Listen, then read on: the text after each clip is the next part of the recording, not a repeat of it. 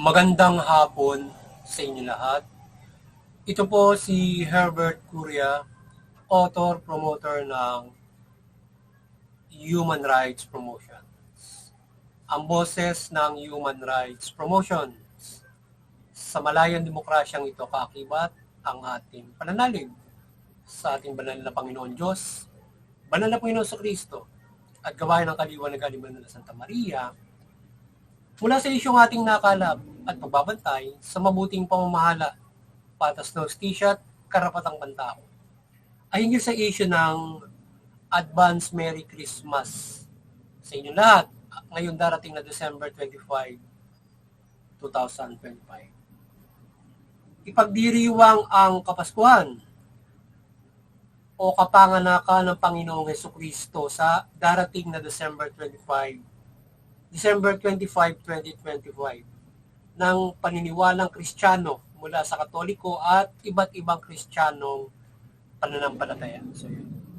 At ito yung ating tinuyang issue na ito yung okasyon kung saan ay pinagdiriwang ng Kristiyano Katoliko ang kapanganakan ng Panginoon Kristo na siyang kinikilala nila na bugtong na anak ng Panginoon Diyos na itinalaga at tinatanggap na ang sangkatauhan ay pagharian at iniligtas mula sa kanilang kasalanan, mula sa kamay ng mga demonyo. So yun. At ang kaarawan o Kapaskuhan ay ilan lamang sa ipinagdiriwang ng mga Kristiyano Katoliko sa kanilang pananalig at pagtanggap sa Panginoong Hesukristo. So ito ay pagkakaisa ng pag-ibig ng Panginoong Diyos at ito ay pagkakaisa sa pag-ibig ng Panginoon Diyos, Panginoon Hesukristo, upang tayo ay mamuhay ayon sa kalooban ng ating banal na Panginoon Diyos. Kaya itong pagkakaisa natin, ito yung pagkakaisa ng mga Kristiyano at pagpapalaganap ng kalooban ng Panginoon Diyos mula sa Panginoong Hesukristo. Na ibinigay sa Kanya ang pamamahala ng sangkatauhan at iligtas ito mula sa kamay ng mga kadiliman. So ang Panginoon Hesukristo ay itinalagang maghari at tagapagligtas ng sangkatauhan. So ang mabuting balita nito ay nagbibigay sa atin ng kaligtasan at pagkalooban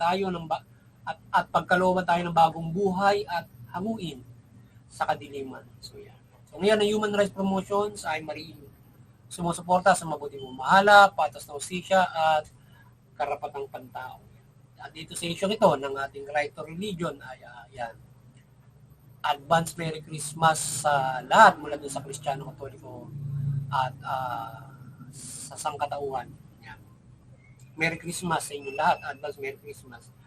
At tayo ay nakikisa sa darating na pagdiriwang na ito ng Kapaskuhan o kaarawan ng ating Panginoon Kristo bilang isang mananampalatayang Kristiyano rin, Katoliko na nanampalataya sa Kanya. So, yan.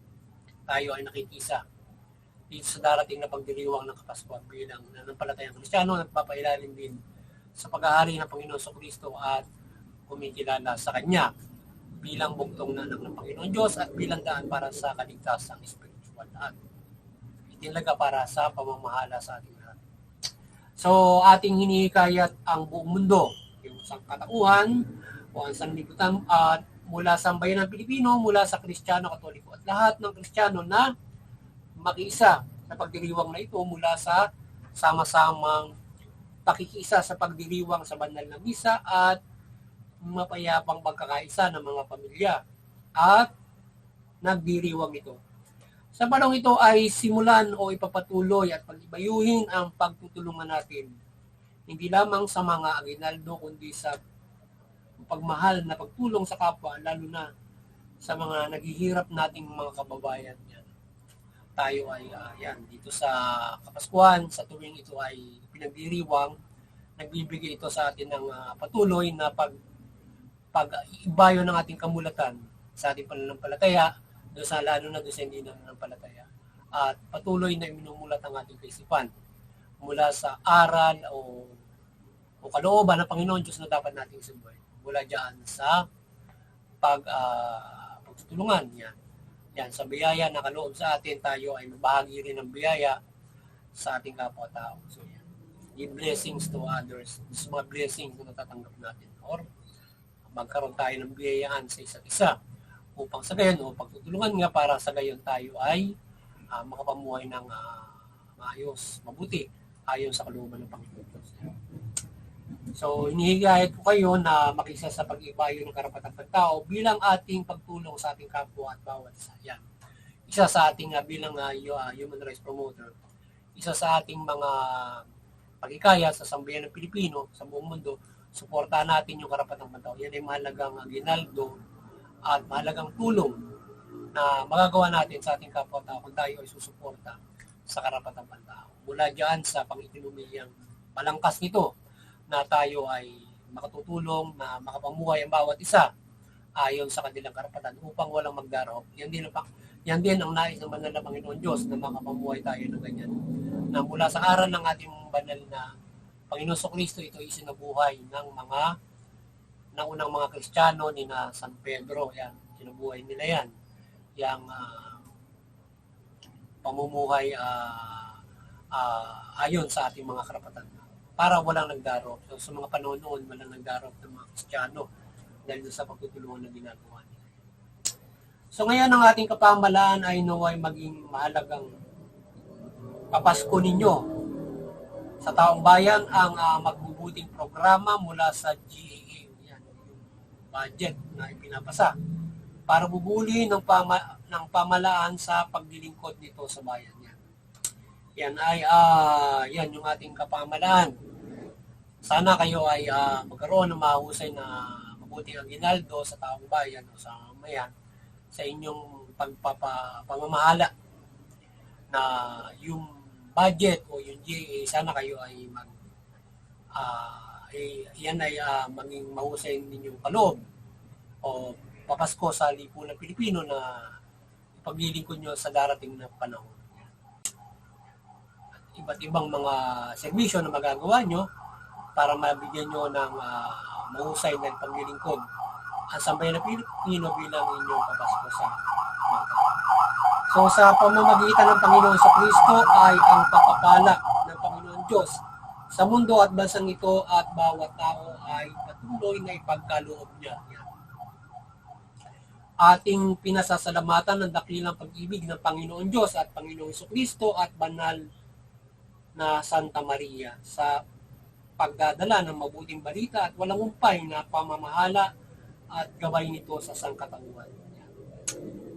Maligayang Pasko sa inyong lahat at ang God and Jesus Christ and Holy Spirit and Mother Mary light us all.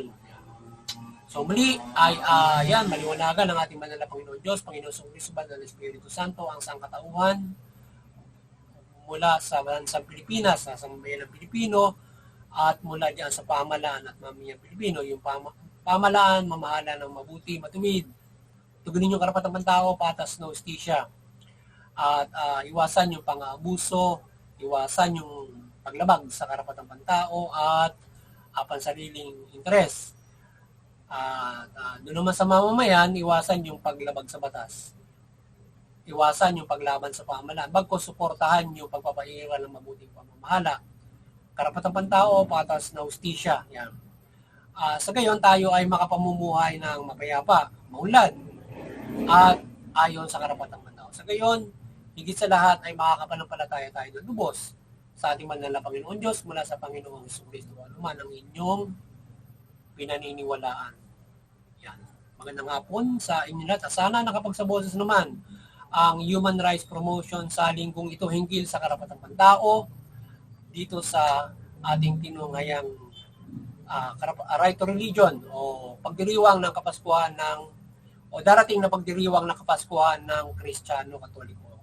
Sino mang Kristiyano na nagkasapraktika ng Kapaskuhan. Magandang hapon sa inyo lahat at God bless you all.